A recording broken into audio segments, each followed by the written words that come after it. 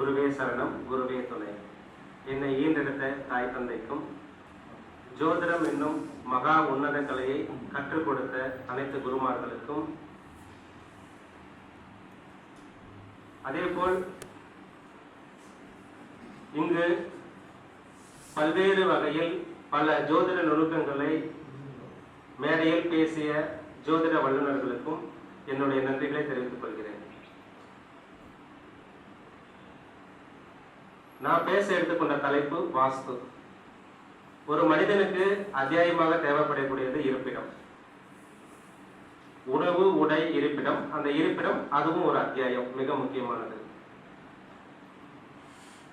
இன்னைக்கு இருக்கக்கூடிய சூழ்நிலையில வாஸ்து என்பது பொதுவா மக்களிடத்துல பல்வேறு விதமான கருத்துக்கள் இருக்கின்றன. இந்த வாஸ்து எப்படி செயல்படுது அப்படின்னு கேட்டீங்கன்னா, ஜோதிடத்துல பஞ்சபூதங்கள் எப்படி செயல்படுதோ அதே போல வாஸ்து செயல்படுது. பஞ்சபூதம்னா என்ன? நீர், நெருப்பு, நிலம், காற்று, ஆகாயம். இந்த 5 தத்துவங்களும் நம்ம உடம்புலையும் இயங்குது. நம்ம உடம்பு எப்படி இயங்குதுன்னா, நம்மளோட உடம்புல நீர் தத்துவம் இருக்கணும். நீர் இருந்தாதான் நம்மளால உயிர் வாழ முடியும். அதே போல நம்ம உடம்புல காற்று தத்துவம் இயங்கணும்.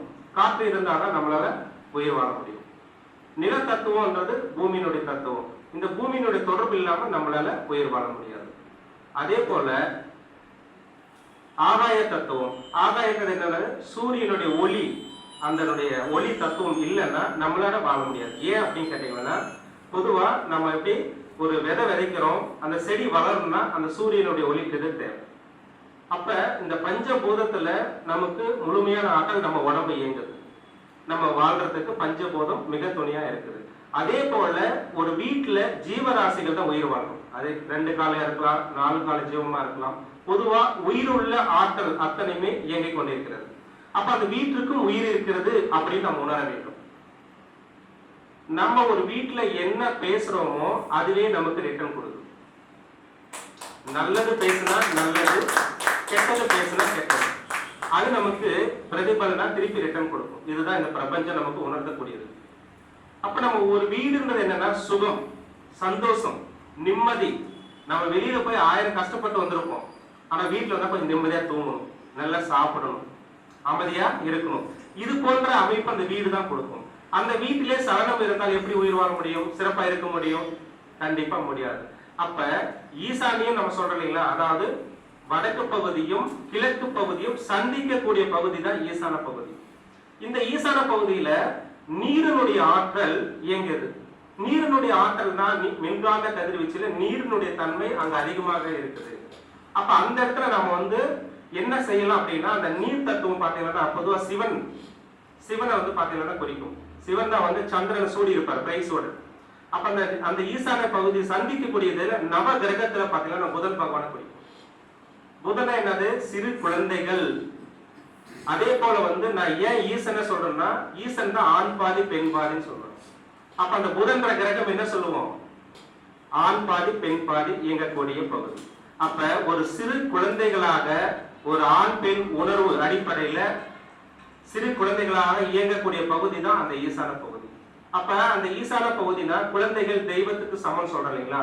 அப்ப அந்த ஈசான பகுதி தெய்வ ஆற்றலை முழுமையாக ஈர்த்து கொடுக்கக்கூடிய தன்மை இருக்குது. அப்ப அந்த பகுதியில நாம பொதுவா தலைவாசல் வச்சா நல்லதுன்னு சொல்லியிருக்கிறோம். ஆனா இதுல என்ன, ஈசான பகுதி தான் நல்லதா அப்படின்னு கேட்டீங்கன்னா, 4 திசைகளுமே நல்லது செய்யும். அது அவங்கவுங்க ஜாதக ரீதியாக. வடக்கு திசையும் யோகத்தை கொடுக்கும், கிழக்கு திசையும் யோகத்தை கொடுக்கும், தெற்கு திசையும் யோகத்தை கொடுக்கும், மேற்கு திசையும் யோகத்தை கொடுக்கும். அப்ப 4 திசைகளும் யோகத்தை கொடுக்கக்கூடிய அமைப்பு அவரவருடைய ஜாதக ரீதியாக இருந்தால் அது சக்சஸ். அப்ப இதை நம்ம முதல்ல உணரணும். இப்ப நம்ம ஒரு வீடு கட்டுறோம்னா, நான் எந்த திசையில நான் வீடு கட்டினா எனக்கு நல்லது, எந்த திசையில நான் நிலவாசப்படி வச்சா எனக்கு நல்லது அப்படின்னு நம்ம முதல்ல பார்க்கணும். அப்ப ஈசானியம் நான் பொதுவா என்ன பண்ண, ஈசானியம் நல்லதுன்னு இன்னைக்கு பிரபலமா சொல்லியிருக்கிறாங்க. ஈசானிய வாஸ்துனா நல்லதுங்க, வடக்கு ஈசானியம் நல்லது. அப்ப மேற்குனா சரியில்லாம போயிடுமா, தெற்குனா சரியில்லாம போயிடுமா? அப்ப ஏன் கிழக்குல போய் உட்கார்ந்து இருக்கிறவங்க இன்னைக்கு நிறைய கஷ்டப்பட்டுட்டு இருக்கிறாங்க, வடக்குல போய் உட்கார்ந்து இருக்கிறவங்க நிறைய கஷ்டப்பட்டுட்டு இருக்கிறாங்க. அப்ப தெற்கு வாசப்படியில் இருக்கிறவங்க நல்ல ஓவன்னு இருக்கிறாங்க. அப்ப இன்னைக்கு இந்த இடத்துல வாஸ்து அப்படின்னு கேட்டீங்கன்னா அவரவர ஜாதக ரீதியா தான் இயங்கிட்டு இருக்குது. அது நம்ம அனைவருமே உணர்ந்து கொள்ள வேண்டும். ஏன் இந்த பதிவு சொல்றேன்னா, நம்ம இந்த காணொலி வந்து ஜோதிடர்களும் பாக்குறாங்க, பல்வேறு பொதுமக்களும் பாக்குறாங்க. அப்ப நம்ம இருப்பிடன்றது மிக முக்கியம் அப்படின்றத உணர வேண்டும். அப்ப ஈசானியத்துல நீர் தத்துவம் அதிகமா இருக்கிறதுனால அந்த பகுதி இப்ப வந்து பூமியினுடைய சுழற்சி ஐயா சொன்ன மாதிரி வடகிழக்கு பகுதி 23 டிகிரி சாய்வா சுத்துது. அப்ப அந்த சாய்வு பகுதின்றது பள்ளம் இல்லையா? அப்ப பள்ளம் இருக்கிற இடத்துல நம்ம வந்து உயர்த்தி கட்டினா ஆகாது. உயர்த்தி கட்டினா என்ன செய்யும் அப்படின்னு கேட்டீங்கன்னா, பொதுவா ஒரு பகுதி ஈசான பகுதி உயர்ந்திருந்தால் அந்த குடும்பத்துல தலைமை பொறுப்புல இருக்கிறவங்க அதாவது தாழ்ந்து போயிடுவாங்க, மதிப்பு இருக்காது. அந்த குடும்பத்தில் குழந்தை செல்வங்கள் இருக்கிறாங்க இல்லையா? ஏன்னா அந்த குழந்தை பகுதின்னு சொல்லியிருக்காங்க, அந்த குழந்தைகளுடைய ஆதிக்கம் அதிகமாக இருக்கும். குழந்தைகளுடைய ஆதிக்கம் அதிகமாக இருக்கும். இப்ப அந்த பகுதியில தண்ணி டேங்கோ, சில பேர் வந்து மேல வந்து டெலிபோன் டவர் கூட வச்சிருக்கிறாங்க. அதே போல வந்து சில விஷயங்களுக்கு மாற்று அமைச்சிட்டாங்கன்னா அந்த குழந்தைகளுக்கு பாதிப்பை கொடுக்கும். முதல்ல குழந்தைகளுக்கு பாதிப்பை கொடுக்கும். ஏன்னா டெலிபோன் அப்படின்றதோ அதுதான் மின்சார சம்பந்தப்பட்டது, செவ்வா ஆக்டிவேட்டட்னு அர்த்தம். அப்ப அந்த இடத்துல மின்சார சம்பந்தப்பட்டதை ஆக்டிவேட் பண்ணோம்னா விபத்துகள் சந்திக்க வேண்டியது வரும். இது எல்லாமே தவறான ஒரு விஷயம். அப்ப அது நம்ம உன்னிப்பா கவனிக்க வேண்டியது. ஐயா ஒரு கேள்வி கேட்டா, ஈசான பகுதியில மீட்டர் பட்டி வச்சா நல்லதா அப்படின்னு கேட்டாங்க. அப்ப மின்சாரம் அப்படின்றது நெருப்பு தத்துவத்தை குறிக்கக்கூடியது. அப்ப நெருப்பு நீரும் அந்த இடத்துல ஜாயிண்ட் ஆகும்னா கண்டிப்பா ஆகாது. அப்ப அந்த இடத்துல ஒரு ப்ராப்ளத்தை கொடுக்கும். அப்ப ஈசான பகுதியில் இருந்தால் குழந்தைகள் தவறான வழியிலையோ தவறான சிந்தனையோ இல்ல அவங்களுக்கு உடல் ரீதியான தொந்தரவுகள் கண்டிப்பாக கொடுக்கும். இது நம்ம உணர வேண்டும். இது இன்னைக்கு சூழ்நிலையில அது பார்க்கணும். அடுத்தது பாத்தீங்கன்னா தெற்கு பகுதி, அதாவது அக்னி அப்படின்னு சொல்றோம் இல்லைங்களா? அப்ப தெற்கு பகுதியும் மேற்கு பகுதியும் சந்திக்கக்கூடிய இடம். அப்ப அந்த தென் கிழக்கு அப்படின்னு சொல்றது அந்த இடத்துல பாத்தீங்கன்னா அக்னி பகவான் இயங்குறாரு. இப்ப அக்னின்றது என்ன? சமைக்கக்கூடிய பகுதின்னு அர்த்தம்.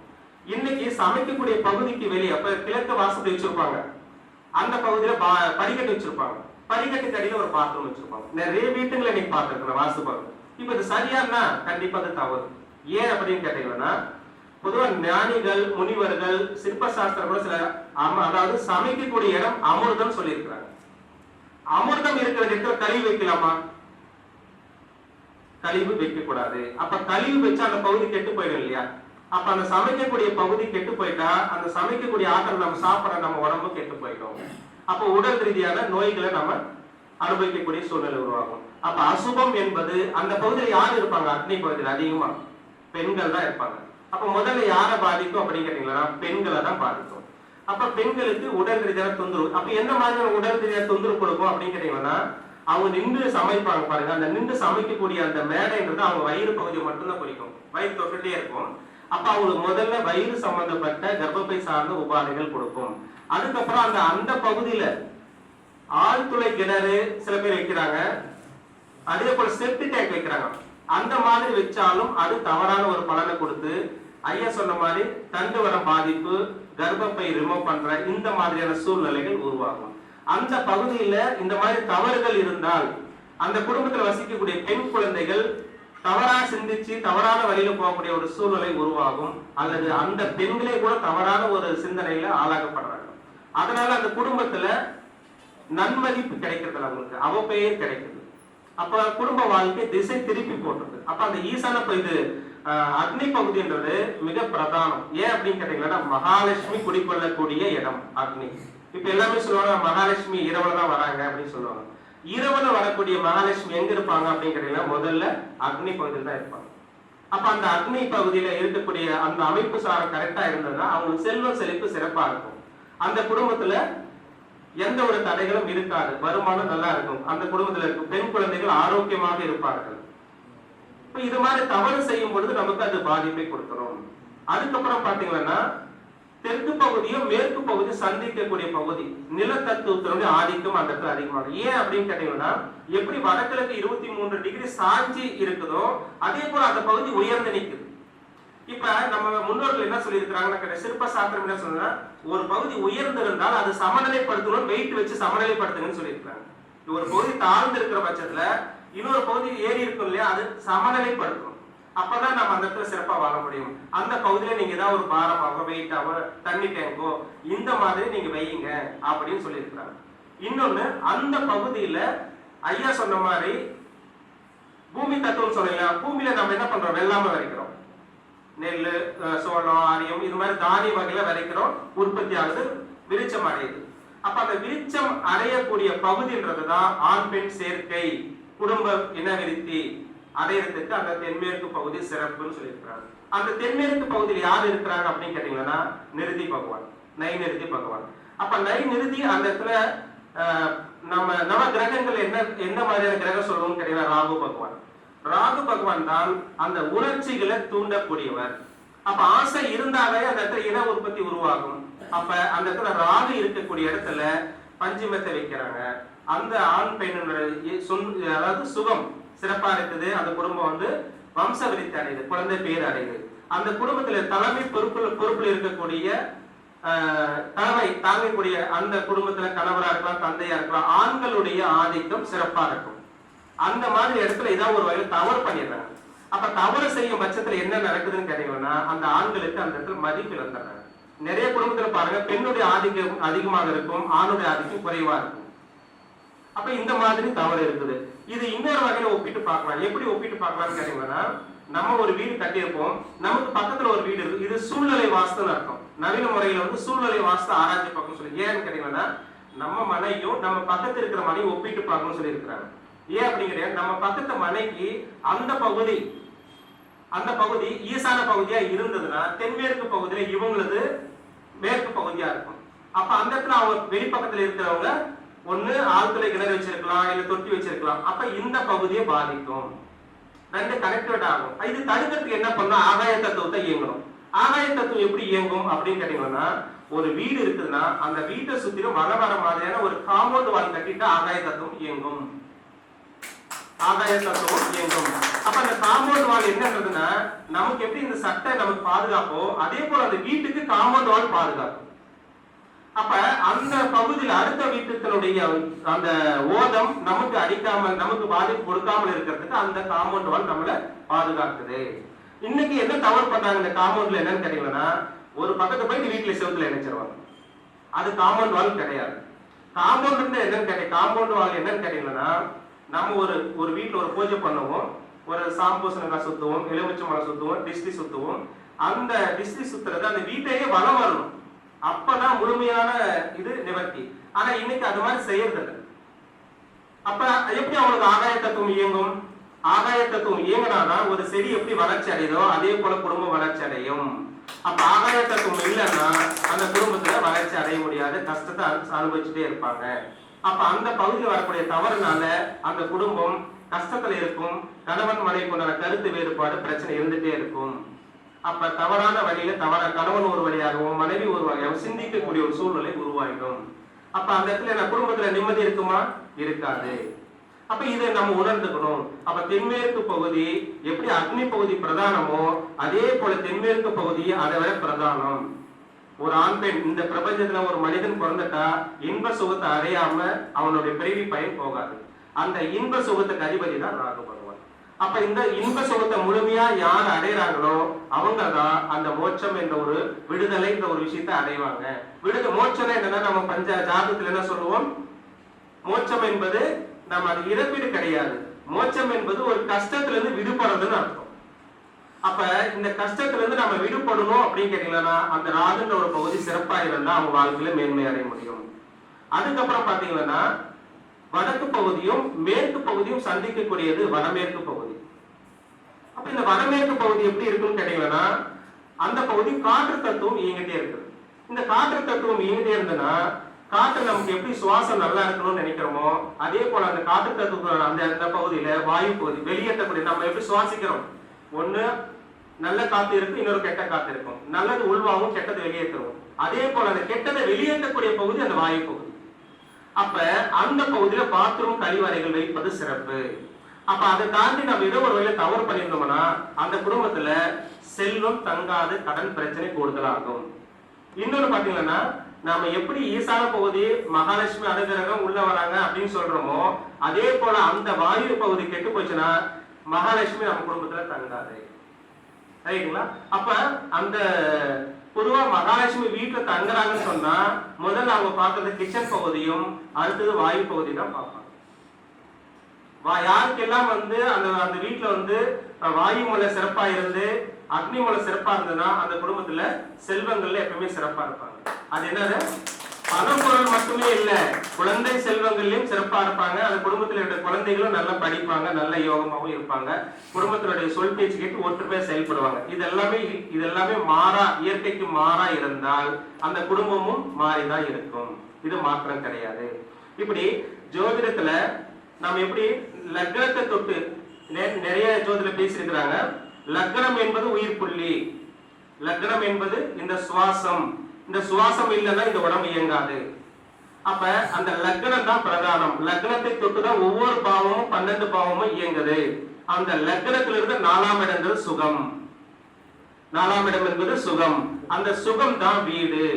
வண்டி, வீடு, வாகனம் எல்லாமே அதுதான் குறிக்கும். அதுல வீடுன்ற ஒரு டாபிக் தான் நம்ம பேசிட்டு இருக்கிறோம். அப்ப லக்னத்துக்கு 4ஆம் இடத்து அதிபதி எந்த மாதிரியான அமைப்புல ஜாதகத்துல இருந்தா அந்த திசை ஆகாதுன்னு கேட்டீங்கன்னா, லக்னத்துக்கு 4ஆம் இடத்து அதிபதி பாதகஸ்தானத்துல போய் இருந்தாருன்னா அந்த திசை ஆகாது. இப்ப ஜோதிடரா நாம வந்து ஒருத்தர் வீடு கட்டலாமா, நான் எந்த திசையில நான் வீடு கட்டினா நல்லதுன்னு சொன்னா அந்த பாதகாதிபதி திசை குறிச்சு கொடுத்துட்டா அவங்க கஷ்டப்படுவாங்க. இல்ல பாதகாதிபதியோடு சேர்ந்து இருந்தாலும் அந்த திசை ஆகாது. அல்லது பாதகாதிபதி போய் அந்த இடத்துல உட்கார்ந்து இருந்தால் லக்னாதிபதியோட சேர்ந்து, இது 4ஆம் அதிபதியோட சேர்ந்து எந்த பாவத்துல அமர்ந்திருக்கிறாரோ அந்த திசையும் ஆகாது. இது நம்ம உன்னிப்பா கவனிக்கணும். அப்ப பாதகாதிபதி திசை ஆகாது. இது வந்து நம்ம வந்து அந்த லக்னத்தை தொட்டு சொல்றது. அடுத்தது என்னன்னா, இந்த உயிர், இந்த உடல் இயங்கணும் இல்லையா, சந்திரன். அப்ப உடல் காரகன் சந்திரன். இந்த சந்திரனுடைய இயக்கமும் சிறப்பா இருந்தாதான் அந்த வீட்டுல நம்ம சிறப்பா இருக்க முடியும். அப்ப நமக்கு லக்னத்துல சிறப்பா இல்ல, சரி இந்த உடலுக்காவது சிறப்பா இருக்குமா, இந்த உடலாவது நல்லா இருக்குமா அப்படின்னு அந்த உடல் காரகனை வச்சும் 4ஆம் இடத்தை பார்க்கலாம். அதுவும் நம்ம பார்க்கலாம். அதுக்கப்புறம் என்னது, சுக்கிரன், மகாலட்சுமின்னு சொல்றோம். ஒரு வீட்டுல ஒரு பெண் சிறப்பா இருந்தாதான் அவங்க ஜாதகத்துல சுக்கிரன் நல்லா இருந்தாதான் வாழ்க்கை நல்லா இருக்கும். எப்படிங்க, வாழ்க்கை நல்லா இருக்கும். அப்ப சுக்கிரன் யாருக்கெல்லாம் ஜாதக ரீதியா நல்லா இருக்குதோ அவங்களுக்கு சிறப்பான அமைப்பு இருக்கும். அப்ப இந்த 3 அமைப்பு, லக்னம் நல்லா இருந்து, சந்திரன் நல்லா இருந்து, சுக்கிரன் நல்லா இருந்து, சூரியன் ஒரு கிரகம் நல்லா இருந்தா அவங்களுக்கு ஏதோ ஒரு வகையில வீடு அமைஞ்சிடும், சிறப்பா வாழ்ந்துருவாங்க. இப்ப இந்த தொடர்பு இல்லைன்னா சிறப்பா இல்லை. அதுக்கு செவ்வாயினுடைய அனுகிரகம், ஏன்னா பூமியினுடைய அவர்தான். ஏன் அப்ப இந்த கிரகங்கள் சரியா இருந்ததுன்னா வீடு சிறப்பா இருக்கும். அப்ப இதை நம்ம ஜாதக ரீதியா உணர்ந்து நம்ம பார்க்கணும். அதுக்கப்புறம் பாத்தீங்கன்னா இன்னைக்கு நிறைய விதத்துல தவறுகள் பண்றாங்க. எந்த மாதிரியான தவறுகள் பண்றாங்கன்னா, நிறைய வீட்டுங்களில் எல்லாம் சுவாசம் சம்பந்தப்பட்ட பிரச்சனை இருந்துட்டே இருக்கும். சுவாசம், அதாவது மூச்சு சம்பந்தப்பட்ட பிரச்சனை இருந்துட்டே இருக்கும். சில பேர் ஆஸ்துமா இருக்கும், சில பேருக்கு வந்து சைனஸ் ப்ராப்ளம் இருக்கும். இந்த மாதிரியான அமைப்பு இருக்கிறவங்க பாத்தீங்கன்னா அந்த வீட்டுல ஜன்னல் தப்ப வச்சிருப்பாங்க. ஜன்னல் எப்பவுமே உச்ச வாசல் நல்லது, உச்ச ஜன்னல் நல்லதுன்னு சொல்லியிருக்கிறோம். நீச்ச வாசல் சரியில்லை, நீச்ச ஜன்னல் சரியில்லைன்னு சொல்லியிருக்கோம். இப்ப உச்ச வாசல் உச்ச ஜன்னல் அப்படின்னு கிடையாதுன்னா, நம்மளுடைய சுவாசிக்கக்கூடிய மூக்கு பாருங்க 2 துவாரம் தான் இருக்கும். அப்ப ஒரு ஜன்னல் தான் 2 வாசல் தான் இருக்கணும். இன்னைக்கு நிறைய இடத்துல 3 ஜன்னல் வச்சிருப்பாங்க. இதுல இன்னொரு என்ன தவறு கிடையாதுன்னா, ஜன்னல் எப்பவுமே வந்து சந்திரனாகவும் சூரியனாகவும் இயங்கிட்டு இருக்குது. ஒரு பகுதி சூரியனாகவும் இன்னொரு பகுதி சந்திரனாகவும் இயங்கிட்டு இருக்கு.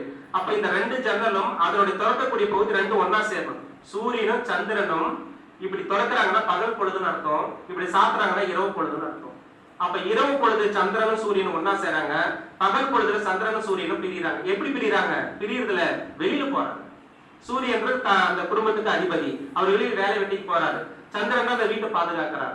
அப்ப இந்த 2ம் ஒன்னா சேர்ந்து ஒன்னா பிரிந்து ஒன்னா சேர அமைப்பு ஜன்னல் இருந்தாதான் சிறப்பு. இன்னைக்கு அதோட தொடர்பு என்னன்னா சிங்கிளா வச்சிருப்பாங்க. நிறைய வீட்டுல பாருங்க சிங்கிளா வச்சிருப்பாங்க. இது வாஸ்துல மிகப்பெரிய தவறு. அப்ப இந்த மாதிரி சின்ன சின்ன விஷயங்கள தவறுனால நிறைய விதத்துல இன்னைக்கு நிறைய கஷ்டங்கள் அனுபவிக்கிறாங்க. அப்ப இது சரியா நம்ம பண்ணிட்டோம்னா நம்ம வாழ்க்கையில நம்ம சிறப்பா வாழ முடியும். இன்னொன்னு, ஜன்னல் எப்படி ஜன்னல், அதாவது தலைவாசல் நம்ம சொல்றோம். ஜன்னலுக்கு எல்லாமே அதிபதி சுக்கிரன் தான். ஜன்னலுக்கு எல்லாமே அதிபதி சுக்கிரன் தான். இந்த சுக்கிரன் நவ கிரகத்துல எங்க இருக்குன்னா, புதனுக்கும் சந்திரனுக்கும் நடுப்பகுதியில் இருக்கிறார். பாருங்க, கிழக்கு பகுதியில புதனுக்கும் சந்திரனுக்கும் நடுவில் இருக்கக்கூடியது சுக்கிர பகவான். இப்ப இந்த சுக்கிரன் அவருடைய அந்த பகுதியில நம்ம ஜன்னல் வச்சா அதுக்கு ஆப்போசிட்ல நம்ம பூஜை ரூம் வைக்கிறது நல்லது. பூஜை ரூம், இப்ப நம்ம ஜன்னல் வைக்கிற கிழக்கு பகுதிக்கு ஜன்னல் வைப்போம். அந்த சுக்கிரன் இருக்கக்கூடிய பகுதியில ஜன்னல் வச்சோம்னா அதுக்கு ஆப்போசிட்ல பூஜை ரூம் வைக்கணும். அப்படி பூஜை ரூம் வச்சா அந்த குடும்பத்துல சிறப்பா இருக்கும். இப்ப பூஜை ரூம்ல நிறைய பேர் தவறுகள் பண்றாங்க. என்ன தவறு பண்றாங்கன்னு கேட்டீங்கன்னா, பொதுவா ஒரு வீட்டுல பூஜை ரூம் எங்க வைக்கணும்ன்றதே சில பேருக்கு தெரியல. அப்ப பூஜை ரூம் எங்க வைக்கலாம் அப்படின்னு கேட்டீங்கன்னா, ஒரு 3 வகையான பூஜை ரூம் அமைப்பு இருக்கு. ஒண்ணு பாத்தீங்கன்னா முதல் தர பூஜை ரூம் அப்படின்னு கேட்டீங்கன்னா, முதல் தர பூஜை ரூம் வந்து தென்மேற்கு பகுதியில் வைக்கிறது நல்லது. ஆனா அது நம்ம வந்து பயன்பாட்டில் எடுத்துக்க முடியாது. என்ன காரணம் அப்படின்னு கேட்டீங்கன்னா, தென்மேற்கு பகுதி ஆசைகளை தூண்டக்கூடிய பகுதி. நான் ஏற்கனவே சொல்லியிருக்கிறேன்.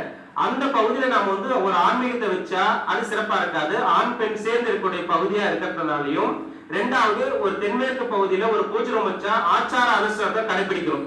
அது நம்மளால முடியுமா? முடியாது. நேரா நம்ம சாமானிய மனிதர்கள், அதனால முடியாது. அதனால தென்மேற்கு பகுதியில வைக்க முடியாது. ரெண்டாவது ஈசான பகுதி. ஈசான பகுதி ஈசன் வர வழிதான். நம்ம கடவுள் வர வழியிலே நம்ம ஒரு அதே இடத்துல நம்ம வச்சிரோம்னு வச்சுக்கோங்க. இப்ப எப்படி ஒரு கோவில் எப்படி மூலஸ்தானத்துல எப்படி நம்ம பூஜை பண்றோமோ, அது போல ஈசானத்துல பூஜை ரூம் வச்சா நம்ம பூஜை பண்ணணும்.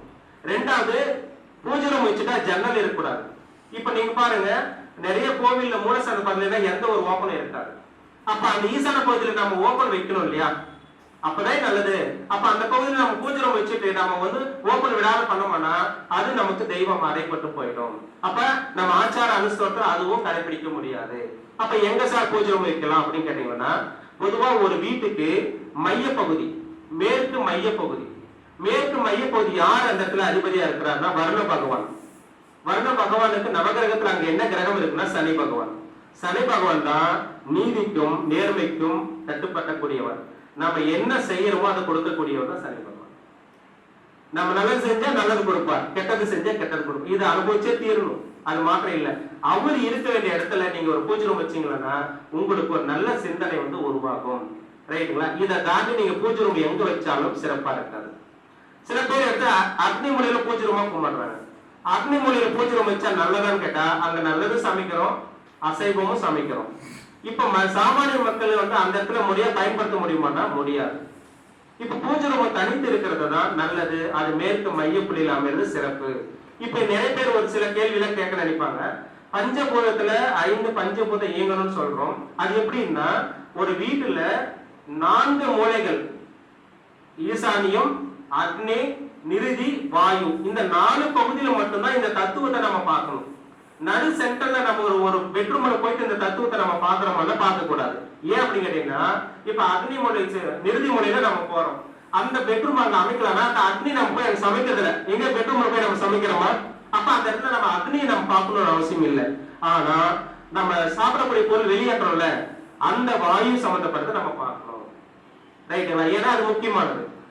எல்லா ரூம்லயுமே வந்து நம்ம பயன்படுத்தக்கூடிய பெட்ரூம் ஆகட்டும், அதுல நம்ம பெட்ரூம்ல பொறுத்தவரைக்கும் அக்னி பார்க்கணும்னு அவசியம் இல்லை. ஆனா நம்ம வாயு மூலையை கண்டிப்பா கவனிக்கணும். வாயு மூலை சிறப்பா அமைஞ்சிச்சுன்னா அந்த குடும்பத்துல அந்த கழிவு சம்பந்தப்பட்ட கரெக்டா வெளியேடுச்சுன்னா அவங்க வாழ்க்கையில அவங்களுக்கு எந்த ஒரு நோய் நொடியும் கிடையாது. இந்த மாதிரி வாஸ்துல நிறைய நுணுக்கங்கள் வந்து இருக்குது. அடுத்தடுத்த உங்களுக்கு வந்து வேலையில நான் வந்து என்னால என்ன கொடுக்க முடியுமோ, அது ஜோதிடம் சார்ந்தோ இல்ல கிரகங்கள் சார்ந்தோ இல்ல வாஸ்து சம்பந்தமான எந்த நுணுக்கமா இருந்தாலும் நான் உங்ககிட்ட பகிர்ந்துக்கிறேன். என்ன பேச அழைத்ததற்கும் அதே போல இங்க கூடியிருக்கும் ஜோதிட அத்தனை பேர்களுக்கும் ஐயா அவர்கள் வந்து நெருப்பூர்ல இருந்து வந்திருக்கிறாரு. ஒரு ஐயா அவர்களுக்கும் என்னுடைய மனமார்ந்த நன்றியை தெரிவித்துக் கொண்டு விடைபெறுகிறேன். நன்றி. வாழ்க வளமுடன். எல்லோருக்கும் எல்லாம் கிடைக்கும். வாஸ்துவிலே பல்வேறு தகவல்களை நம்முடன் பகிர்ந்து கொண்ட நமது தர்மபுரி மாவட்ட ஜோதிட சங்க நல தலைவர் திரு ஜெயபால் ஐயா அவர்களுக்கு நன்றி தெரிவித்துக் கொண்டு, அவருக்கு சங்கத்தினுடைய ஐடி கார்டு வந்து தரப்படுகிறது. அனைவரும் அவரை உற்சாகப்படுத்துமாறு கேட்டுக்கொள்ளப்படுகிறது.